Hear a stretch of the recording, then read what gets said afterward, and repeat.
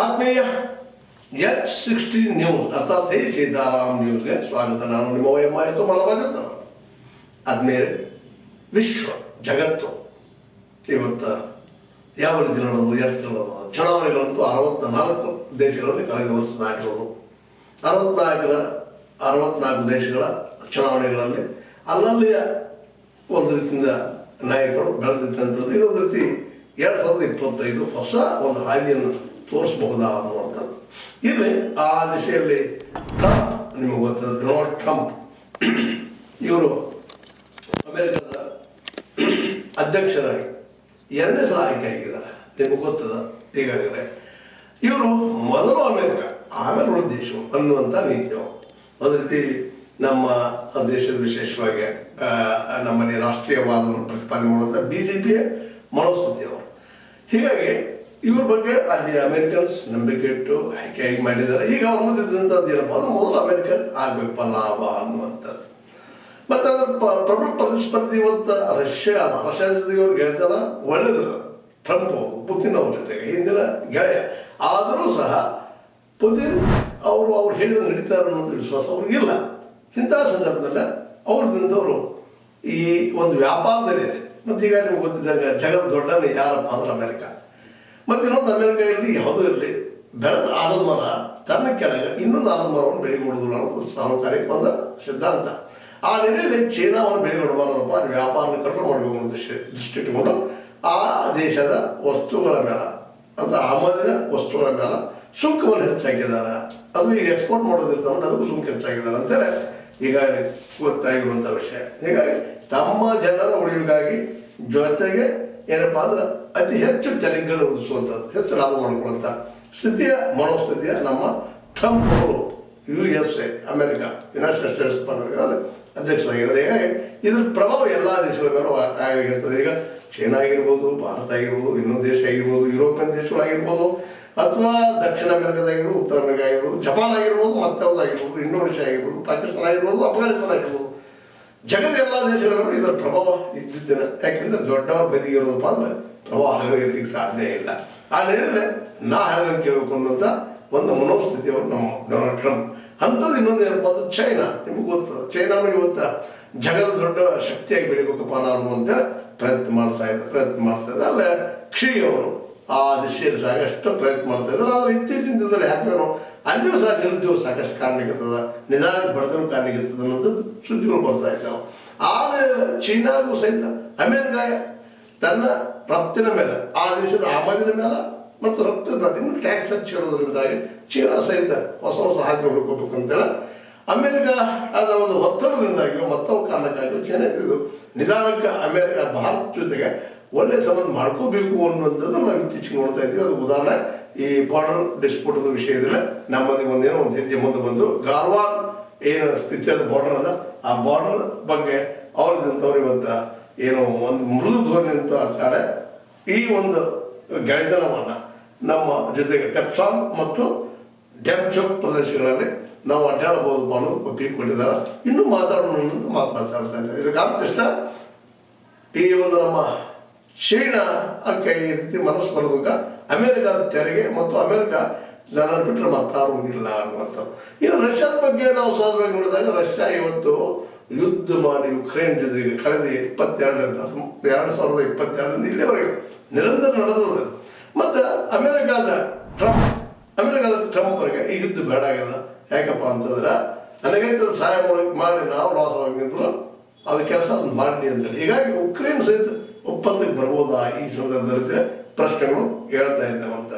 ಮತ್ತು ಇದರಿಂದ ಈ ಟ್ರಂಪನ ಈ ಒಂದು ನೀತಿಯಿಂದ, ಉಗ್ರ ನೀತಿಯಿಂದ ಇದು ಉಕ್ರೇನ್ ಮತ್ತು ರಷ್ಯಾದ ಮಧ್ಯದ ಏನಪ್ಪಾ ಅಂದ್ರೆ ಯುದ್ಧ ಒಂದು ಶಾಂತಿ ಅಂತ ಬರ್ಬೋದಾ ಅನ್ನೋದು ಪ್ರಶ್ನೆ ನಡೆದದು. ಜೊತೆಗೆ ಚೀನಾನು ಸಹಿತ ತನಗೆ ನೆರೆಹೊರೆ ದೇಶಗಳಾಗಿರ್ಬೋದು, ಇನ್ನೊಂದು ದೇಶಗಳು ತನ್ನ ಮಾರ್ಕೆಟ್ನ ಬೆಳೆಸಬೇಕು, ಯಾಕಂದ್ರೆ ಉದ್ಯೋಗ ಇಲ್ಲ ಅನ್ನೋದು ಕೇಳಬರ್ತದೆ. ಹೀಗಾಗಿ ಒಂದು ರೀತಿ ಹೊಸ ಪ್ರಭಾವ ಪರಿಣಾಮ ಆಗುವಂತ ಎಲ್ಲ ಸಾಧ್ಯತೆಗಳಿದ್ದಾವೆ. ಅದೇ ಕಾಲಕ್ಕೆ ಫ್ರಾನ್ಸ್ ಮತ್ತು ಜರ್ಮನಿ ಸಹಿತ ರಾಜಕೀಯ ಬಿಕ್ಕಟ್ಟಾಗಿ ಅಲ್ಲಿಯ ವಸ್ತುಗಳ ಸಹಿತ ತೆರಿಗೆಯನ್ನು ಹೆಚ್ಚು ಮಾಡಿದ್ರಿಂದ ಅಮೆರಿಕ ಅವರು ಸಹಿತ ಆ ದೇಶದವರು ಸಹಿತ ಹೊಸ ಮಾರ್ಗಗಳನ್ನು ಹುಡುಕುವಂತ ಪ್ರಯತ್ನ ಮಾಡ್ತಾ ಇದ್ದಾರೆ.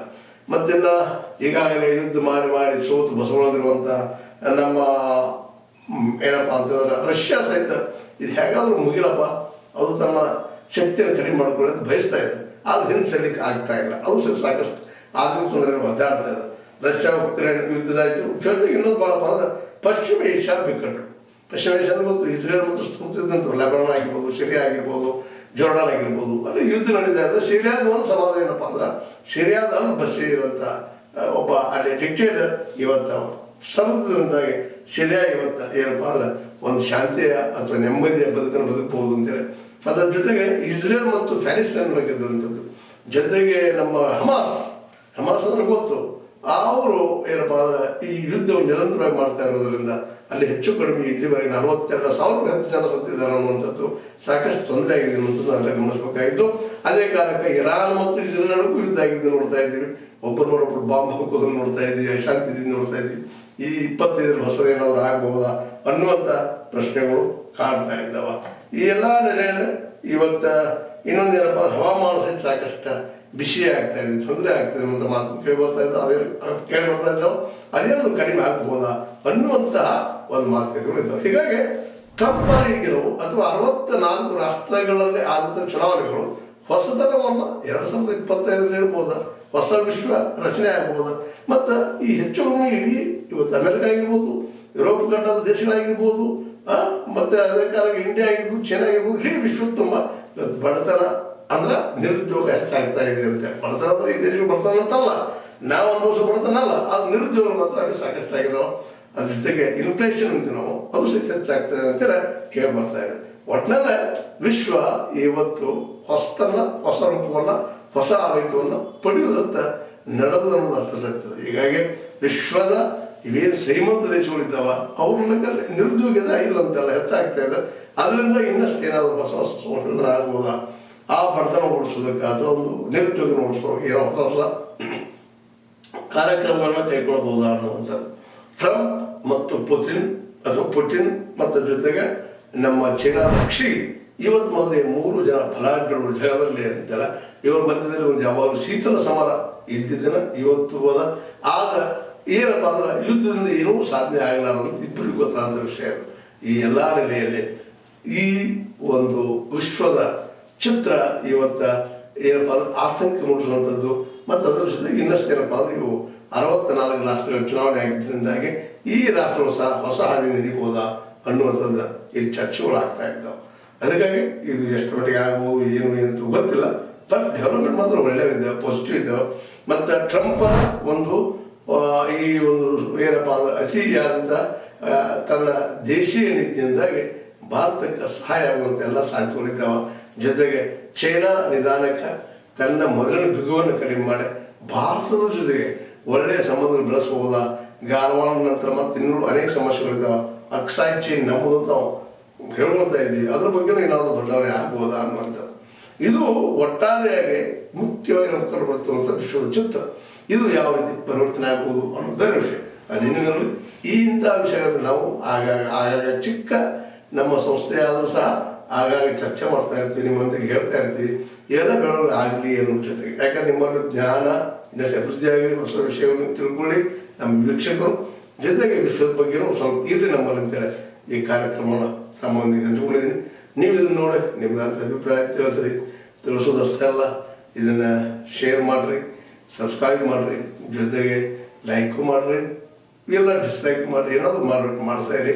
ನಮ್ಮೊಂದಿಗೆ ನಿಮ್ಮ ಒಂದು ಸಂಬಂಧವನ್ನು ಇದೇ ರೀತಿ ಮುಂದುವರಿಸ್ಕೊಂಡು ಹೋಗ್ರಿ ಅಂತ ಹೇಳ್ತಾ, ಹೇ ಸೀತಾರಾಮ್ ನ್ಯೂಸ್ ಅರ್ಥಾತ್ H16 ನ್ಯೂಸ್ ಸತ್ಯದ ಕೈಯಲ್ಲಿ ವಂದನೆಗಳು.